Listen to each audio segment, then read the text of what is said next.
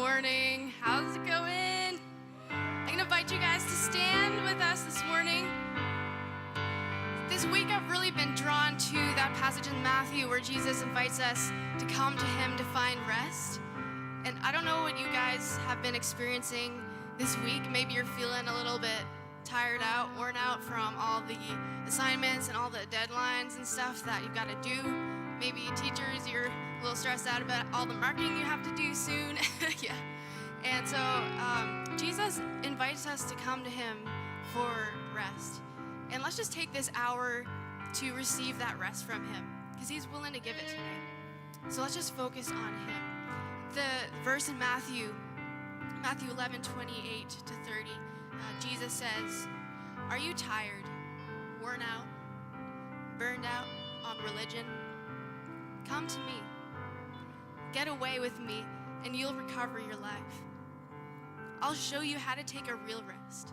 Walk with me and work with me. Watch how I do it. Learn the unforced rhythms of grace. I won't lay anything heavy or ill-fitting on you. Keep company with me, and you'll learn to live freely and lightly." So let's worship him today. Where the Spirit of the Lord is, there is freedom. Where the Spirit of the Lord is, there is freedom. 'Cause every chain is broken through you, Jesus. Where the Spirit of the Lord is, there is freedom.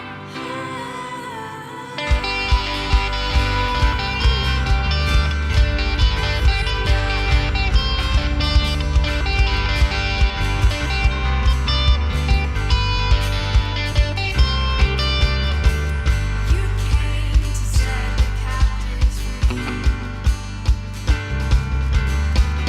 You came to bring us liberty. My sin and my rejection met your blood and my acceptance. And now I'm alive to bring you praise. 'Cause when the Spirit of the Lord is freedom. When the Spirit of the Lord is, there is freedom. Every chain is broken through you, Jesus. When the Spirit of the Lord is, there is freedom.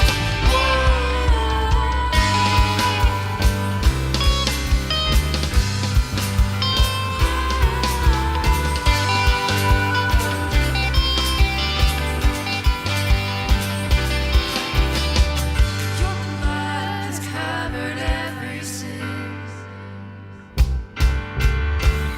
Your grace empowers me to win. My pain and my oppression met your blood and my acceptance. Now I'm alive to bring you praise. When the Spirit of the Lord is, there is freedom. When the Spirit of the Lord is, there is freedom. Every chain is broken through you, Jesus. When the Spirit of the Lord is, there is freedom.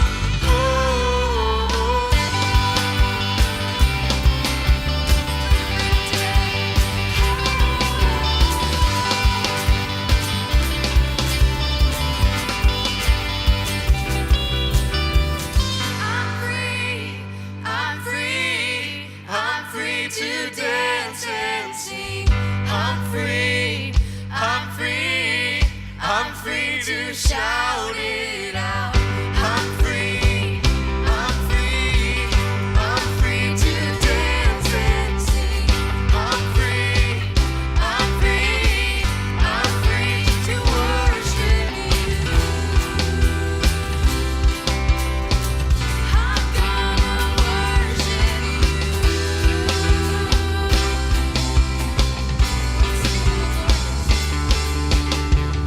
Where the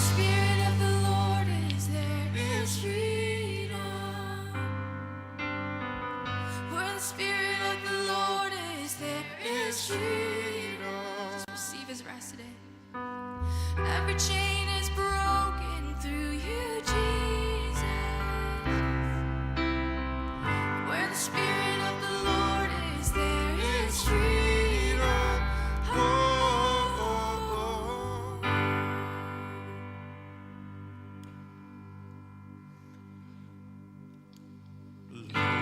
my sorrow and dead my sin, lost without hope, ways to begin. Your love made a way to let mercy come in. When death was arrested, my life began. Dash was redeemed, only beauty remained. My orphan heart was given away. My mourning grew quiet, my feet rose to death. When death was arrested, my life began. Oh, your grace so free washes over me. You have made me new. Now life begins with you. Released from my chains, I'm a prisoner no more. My shame was a ransom, he paid fully more. He canceled my debt and he calls me his friend. When death was arrested and my life began. Oh, your grace so free washes over me. You have made me new. Now life begins with you. It's your endless love pouring down on us. You have made us new. Now life begins with you. Our Savior displayed on a criminal's cross. Darkness rejoiced as though heaven had lost. But then Jesus arose with our freedom in hand. When death was arrested, my life began. Oh, your grace so free washes over me. You have made me new. Now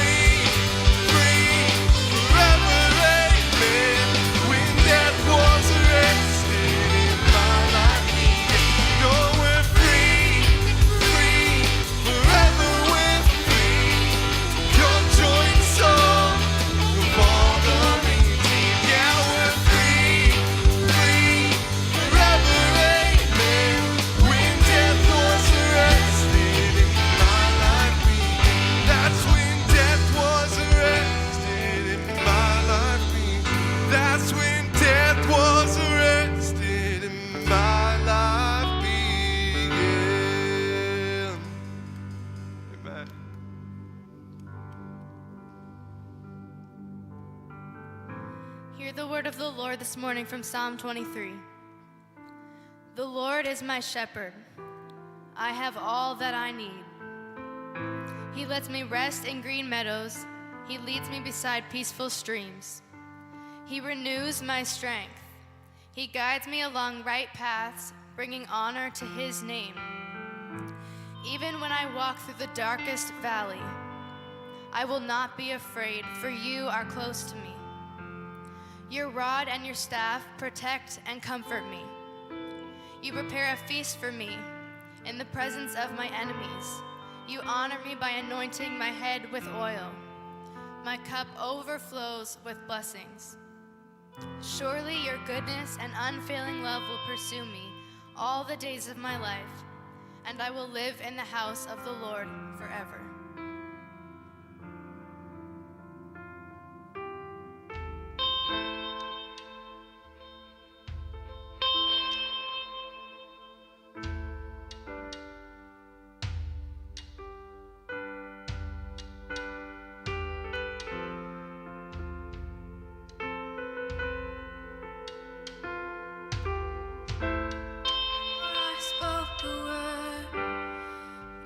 Singing over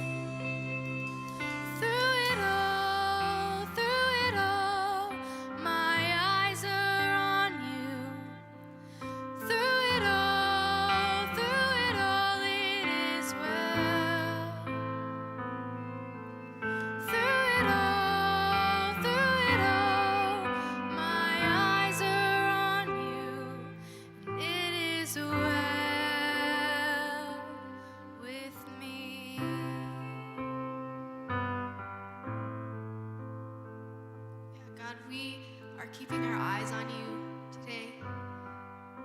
Throughout all the stuff that's going on in our lives, throughout all the busyness, the tiredness we may feel, God, we want to keep our eyes on you through it all. And God, thank you for the rest that you give to us. That we don't have to strive, we don't have to have all this pressure on us all the time. God, when we have you in our lives, God, we can trust you. We can trust that you're going to work it out for good. God, we thank you for that peace that you give that is beyond our understanding. And you are greater than we could ever imagine. God, we thank you. We keep our eyes on you today. In Jesus' name, amen.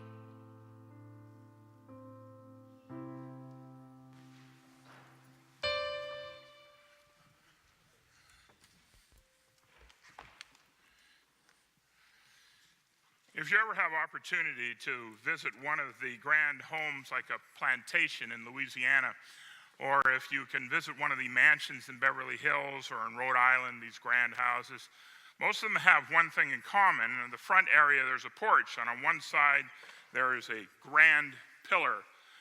On the other side, there is a grand pillar. And if you stop and stand in between those, it can be a little intimidating. Well, I need to tell you that's kind of where I'm coming from today, because last chapel we had the grand pillar of the Bible scholar Steve Lennox preach, and on Friday we're going to have the grand pillar of Clinton Branscombe, who does the OT stuff here, preaching. So I kind of feel like the intimidated fella in between these grand pillars, because I have to preach out of the Old Testament. Proverbs is an interesting book to preach out of. It's hard to take an entire chapter of Proverbs and pull it apart like you have to in a lot of your classes. It almost feels like a biblical bowl of fortune cookies. And so all these different things that you can pull together in that way. I recall as a boy trekking through the grocery store with my family. Our family has 5 children. There are 2 girls and 3 boys, or as we called them, the chosen 2 and the other few. My mom was smart. She would take the list that we have, the shopping list, and she would send us out into the different areas of the store with different rules. No bruised fruits, no expired milk or other dairy products, and interestingly enough, no dents in the tins. For years, I thought my mom was just being anal. She seemed so concerned about this dented tin of vegetables, more so, I think, even than dented kids. So if one of us was hurt, I could wander out in front of a train, be thrown into a tree with a dislocated leg, a broken arm, and a missing spleen, and my mom would say, "You're okay, walk it off. But don't bring a dented tin of veggies back to the cart." For years, I didn't understand, but there is a purpose, a subtle, obscure, highly unlikely reason that we were taught to avoid dented cans. It seems that there is a tiny germ in the tin. It looks for a place to settle and to grow. It gravitates to the ridge that a dent will cause. It finds the weakness and it capitalizes on it. It is much less likely to grow if there's no landing place for it. Now, with modern manufacturing, the incidence of free radicals in your waxed beans is fairly low. But my mom didn't want to take any chances, and she was guarding against the weakness. Satan is like that annoying little germ. He looks for and finds the weaknesses, and he rests there. He seeks a landing place. He looks for a handle, a foothold, and then he tries to make it a stronghold. For many, that dent in the tin is our tendency to be easily offended. For some, it has become emotionally crippling.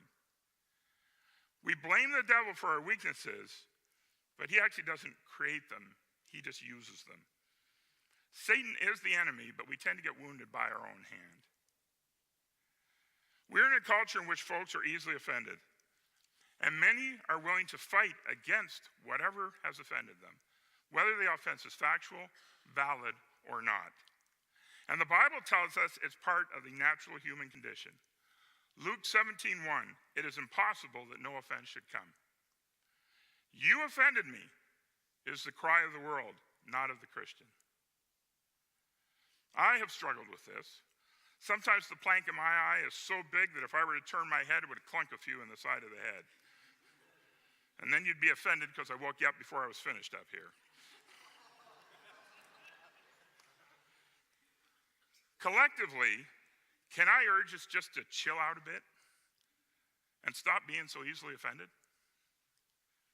Now, before we go down one fork of the road, let's look at the other. It should not be our goal to offend. We shouldn't try to offend.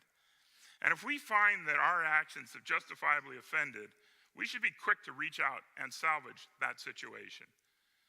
This is especially true in our community because the potential for damage seems to be deeper. The closer the relationship, the more severe the offense. Often you will find the greatest conflict amongst people who were once very close. Most lawyers say that the most vicious cases are those in the divorce courts. Proverbs 18:19. A brother wronged is more unyielding than a fortified city. Disputes are like the barred gates of a citadel. 2 Timothy 2:24. And the Lord's servant must not be quarrelsome, but must be kind to everyone, able to teach, not resentful. Offending is a weapon. It can be used against us, and it can be used by us. When we use it, it's still a weapon. It's just one we've turned on ourselves. When we intentionally seek to offend a person, that is our character defect.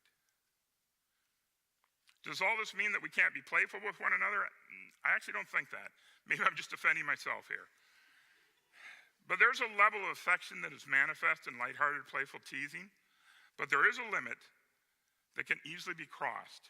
So tread lightly and use discernment. Do your best to not offend people. But of higher importance, do your best to not be easily offended. If we are easily offended, there are some damaging results. If we are easily offended, it gives others way too much power over our lives. Recently, I saw a Facebook post that read, telling people you're offended is like announcing to the world you cannot control your emotions and you need them to do it for you. In politics, it's called political correctness. Demanding political correctness is a power stance that one person tries to take over another. Used successfully, it can silence you. But don't let the words of others offend you to the point that you try the same power-seeking methods as them. If we are easily offended, it increases the likelihood that we will do foolish things. Proverbs 14:17, a quick-tempered person does foolish things, and the one who devises evil schemes is hated. If we are easily offended, it limits the pace of our growth and our improvement. An easily offended person does not receive counsel well. Proverbs 19:20, listen to advice and accept discipline, and at the end, you will be counted among the wise. If we are easily offended, we enter a downward spiral of diminishing effectiveness, what I call a whirlpool of negativity. One offense leads to another, and to another, and to another. We redefine what being offended is. If we offend easily, soon just about everything will offend. If we are easily offended, it limits our usefulness. Looking for offenses wastes a great deal of time. And if we are easily offended, we diminish our identity in Christ Jesus. We put ourselves into groups so that we can be offended by folks who do not share the same elements of our subset. President Lennox suggested a book in our wellness class called Are Women Human? In it, Dorothy Sayers says we are much too inclined these days to divide people into permanent categories, forgetting that a category only exists for its special purpose and must be forgotten as soon as that purpose is served. There are times when we have to establish if one is a female or a male. We did so when Kirk Saban and Judy Kearley worked out the room assignments. And we did get some of your odd requests. It is an important distinction when you're choosing a restroom as well. There are some moves in our culture to blur that line, but in many situations, the distinction is important. Recently, I saw a t-shirt ad that proclaimed, there are no genders. But if you wanted to order one, you had to give your size, choosing between male or female.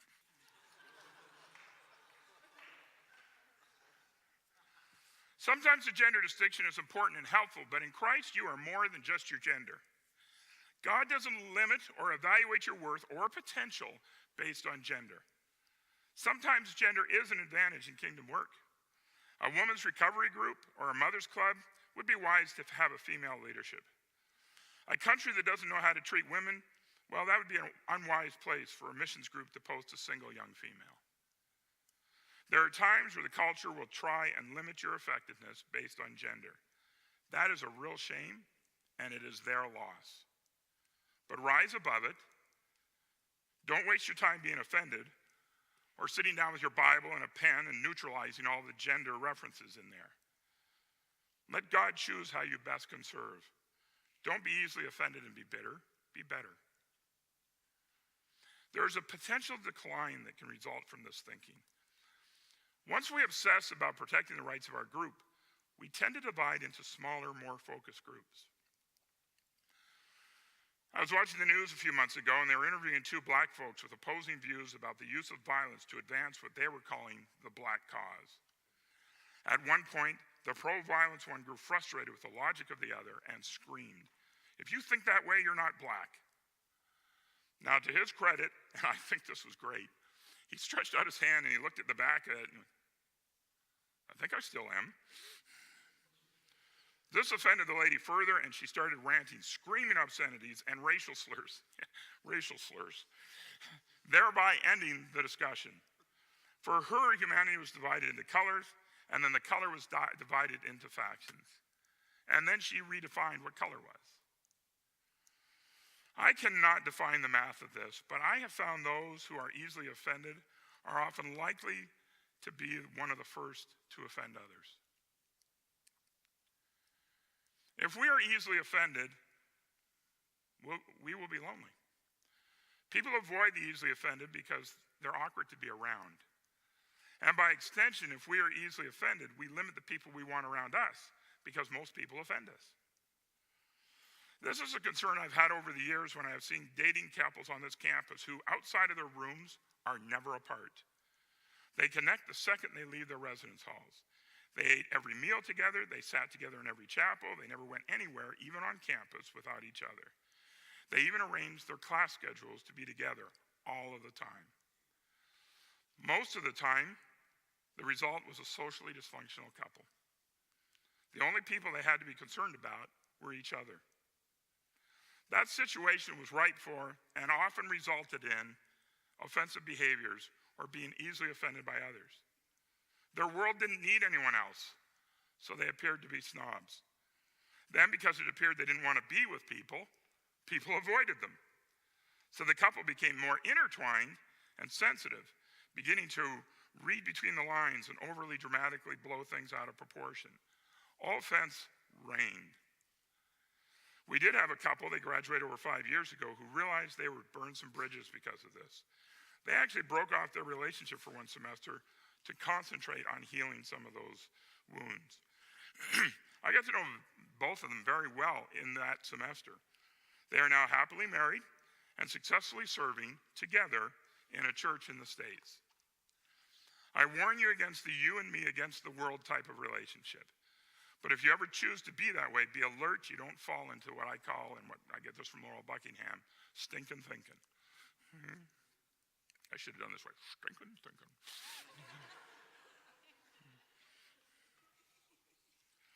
So what are some potential causes of a tendency to being easily offended?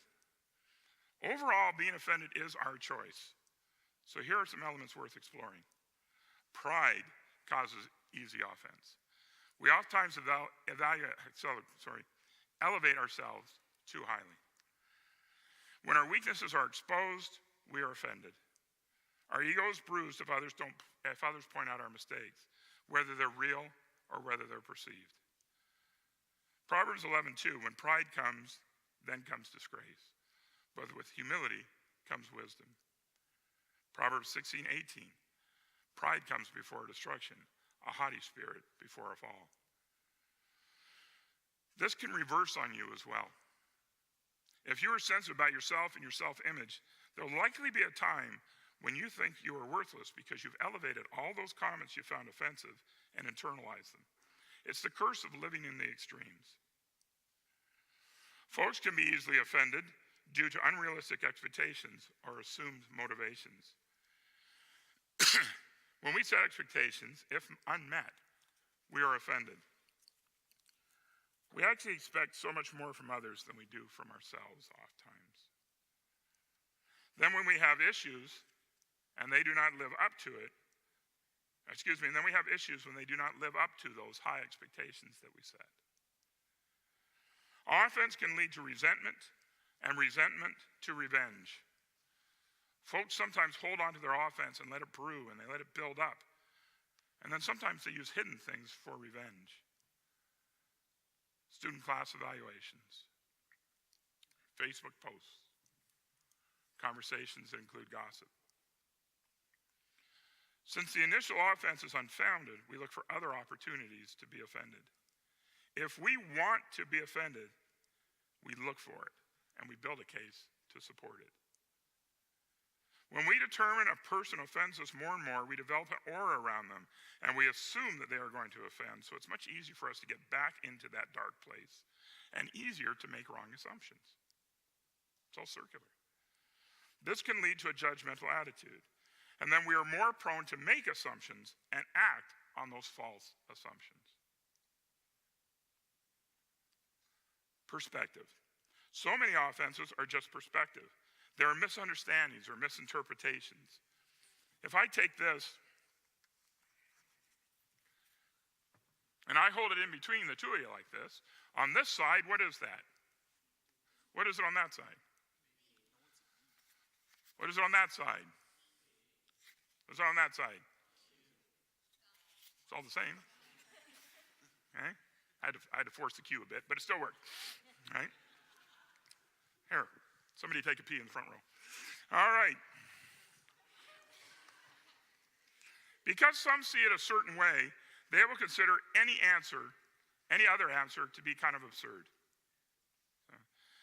Respect of perspective is not sin tolerance. There are some things in life that only can be seen one way, God's way. But we too often kind of mire ourselves in the silly stuff. Christians actually can sometimes be the worst when it comes to this, combining false perspective and assumptions because we kind of open ourselves to each other. Sometimes we make assumptions and we act on it. Let's talk about where people sit in church or in this chapel. Sometimes we say, I don't care what other reasons or preferences you have.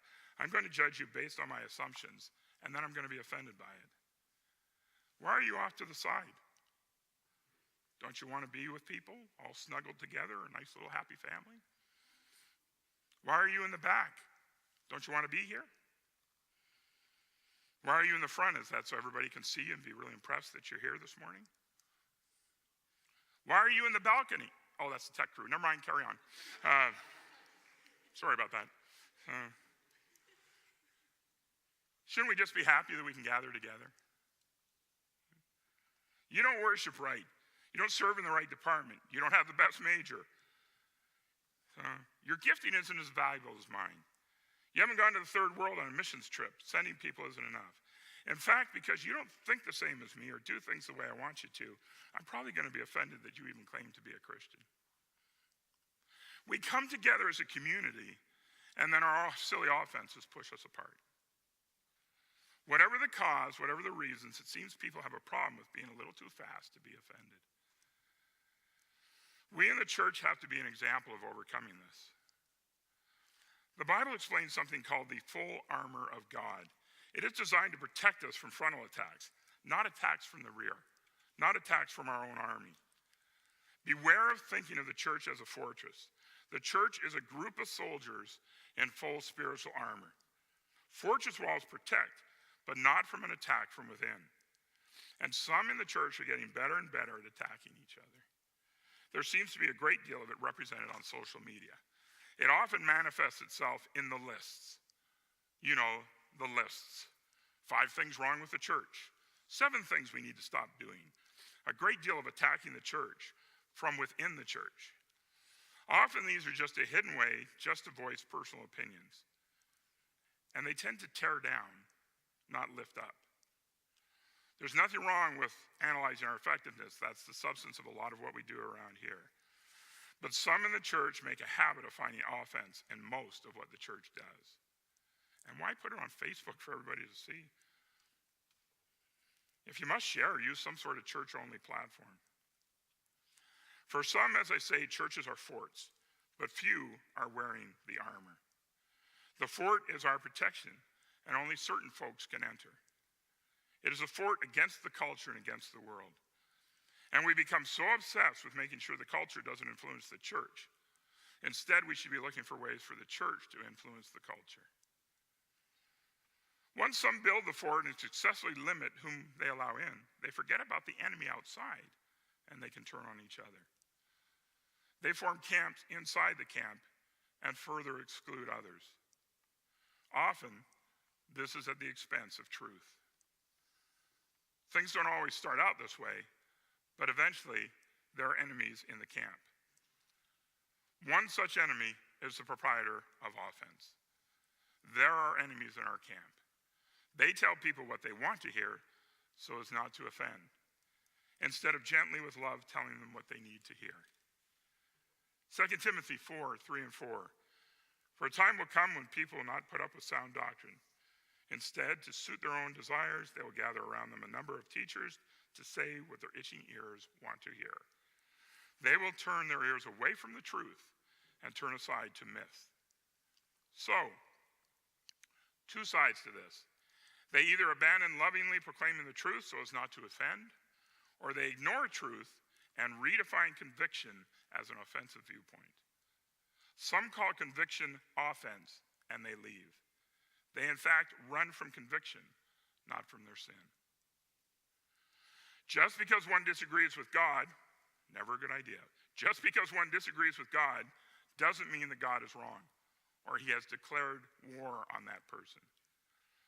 Just because one initially disagrees doesn't automatically mean it's bad theology. They need to give it some thought before they label it as non-truth. Not liking a class doesn't mean it's offensive. We don't even agree on what our favorite classes are amongst ourselves. One of my favorites was philosophy. Or was it? Because I learned so much. Or did I? Was I even there? I think I was, so I guess that means I was.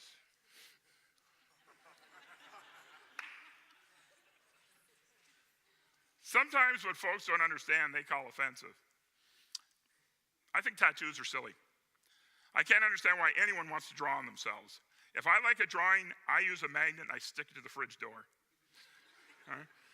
I don't make it permanent on my body, although there's a great deal of canvas to work with here. In my opinion, placing a tattoo on a masterpiece body that God created for you is like spray painting graffiti on the Mona Lisa. I don't understand it, and it's not my thing, but I'm not offended by it. Okay? And if you were offended by the fact I even brought it up, that's not what I meant.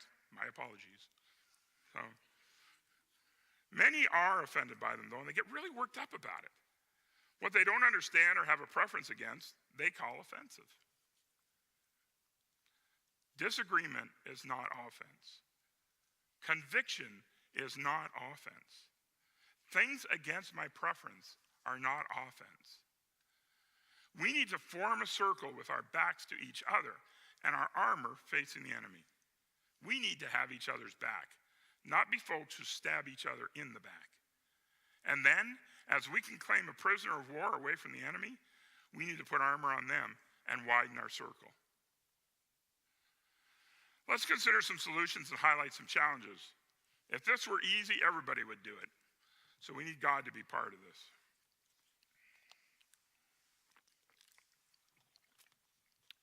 Consider the source. More props. To us, this is a cross. It has profound meaning to us. To some in the world, this may too be a cross, but they interpret it differently.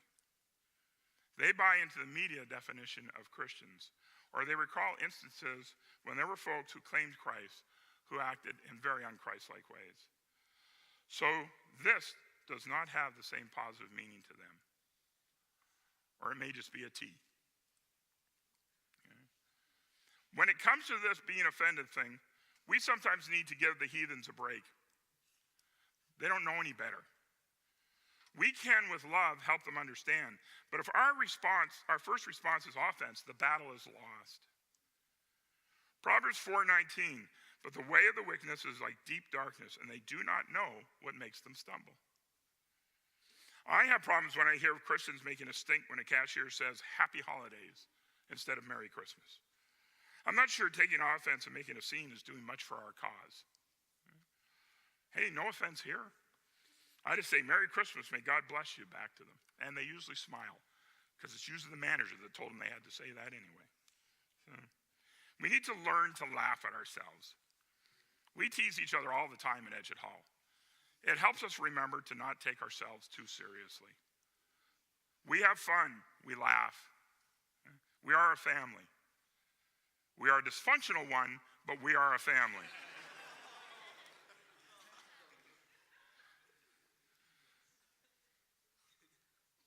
Learn how to take it without getting offended. Make it a prayer request.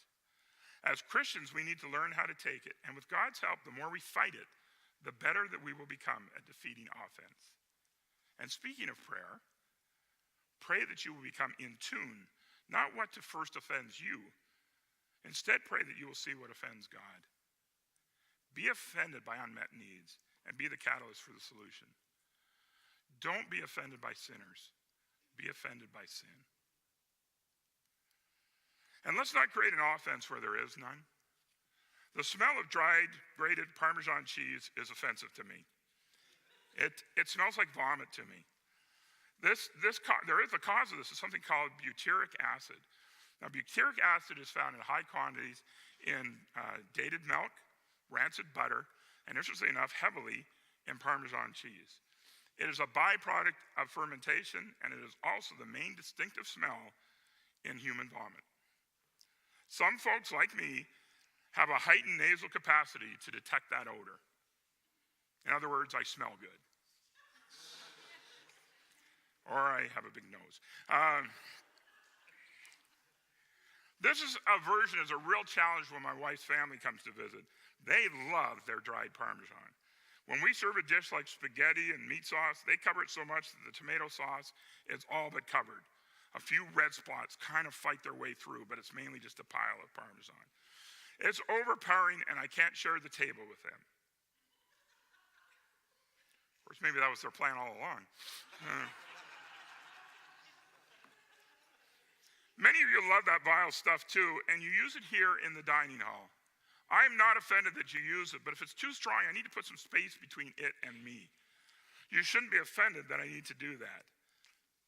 I could be offended. You could be offended. Or we can just realize the situation is what it is, and there's no reason for offense to either one of us. And now you can hardly wait till the next time we're in the dining hall together, and you can put some Parmesan cheese right in front of me, right? I'll try not to be offended. And give yourself a break when it comes to all this political correctness. Don't seek to offend, but don't obsess over not offending. Know the culture and do your best to cope, but don't let it cripple you. The rules keep changing anyway. Remember, the world will say God's ways are offensive. They will say God offends me. Yes, the gospel will offend. That doesn't mean we should be offensive Christians. How much more effective would we be if we weren't so easily offended? I think people would see a difference. We cannot always shout the gospel from the mountaintop. But it'd be worthless if my life didn't support my words, or pave the way so folks could hear God's words in my words. I can study all I want, but it's worth little without any application in my life. I can live in the Bible and not have the Bible live in me. When we Christians behave badly or fail to behave well, we are making Christianity unbelievable to the outside world, from C.S. Lewis. Deep down, we all know this. Our lives are always on display. And life has similar patterns. Much of our day today is no different than anybody else's. But what if, within our day today, What if there was something that was noticeably different? As I've been standing here and I've been turning side to side, have any of you noticed something up here? Have you caught the reflection of my lapel? Is a jewel gleaming? Did you notice it? What color is it? It's green. Yeah. What does it say? You need to read? Bethany Bible College? Okay. I haven't put the new one on. All right. And when you graduate here in 4 years, you'll get a red one. It means you're an alumni of Kingswood. There's some of us on staff here that didn't go to Kingswood. Okay? And so about 10 years ago, they ordered some green ones so that we didn't have to keep on answering the question, oh, when did you attend? And so there are two different colors. But whether they are red or they are green, they reflect the institution. They reflect Kingswood. In the same way, if you know about one's Christianity, you will see the light and you will know what it means. If you don't already know, then that light inspires curiosity and draws you in. Because there's many of you here that just by seeing the pen from a distance, you knew what it was. Okay? Either way, as I say, this jewel reflects the sun. The glint of that light, that difference, that reflection does not go unnoticed by the world. Some will be offended with it. Some will block it. Some will deny the source of the reflection. But wear it anyway for all to see because it reflects the sun. So develop a thick skin when it comes to offense. It will be noticed.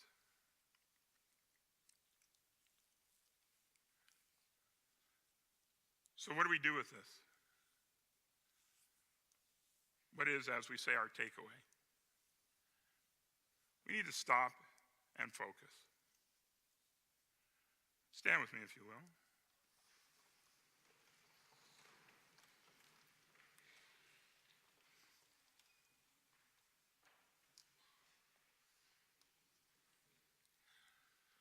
Have you knowingly offended? You need to seek forgiveness from the Father and then from your brother or sister. This may not be accepted by them. I have two names that come to mind right now who have not accepted my olive branch. They prefer to continue to hold offense and have broken fellowship. But I have peace in my efforts. Do you use political correctness as a weapon? Do you cry, I am offended, and demand that others adjust to you? You need to repent of that. Now, this moment, you can do that secretly in your heart, or you can do it symbolically by coming forward and laying it on this altar, whatever you want. It will be a process. And let's take some initial steps today. Are you continuing to turn on other Christians? Are there folks you have targeted and are constantly looking for things they do or say to support your pettiness? Are there folks who have your knives in their bags? I guess what I'm urging is a spiritual healing service of sort. Take some first steps today. You just may need to make a pledge before God to do better. You may need to admit this is an issue for you and ask God for help.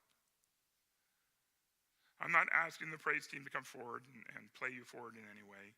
If you need to come, come now. If you want to pray where you are, do that. I'll just pause here for allow freedom in whatever your response may be.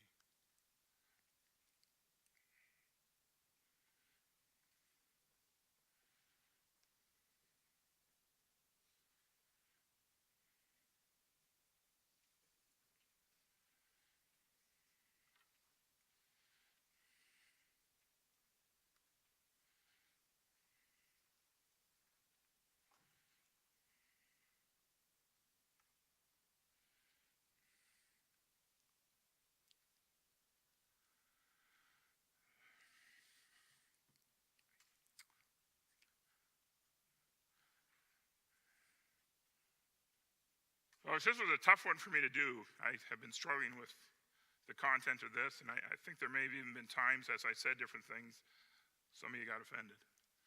I don't know if there was purpose in that or not. As I say, this has been a struggle to get to this point. And even last night, there was a lot of crying out to God about what I should be doing and what I should be speaking about. But he came down heavily on the fact that I need to go ahead. So hopefully it's spoken to you in a way that it needed to. Lord, thank you for this opportunity. May your words linger above my words. Help us with this. Be our conscience against the tendency to offend. Be our strength to fight being offended. Let folks see us as jewels who reflect you. Now go in peace. May the love of God surround you. May the grace of God astound you. May the hope of God ground you. Amen.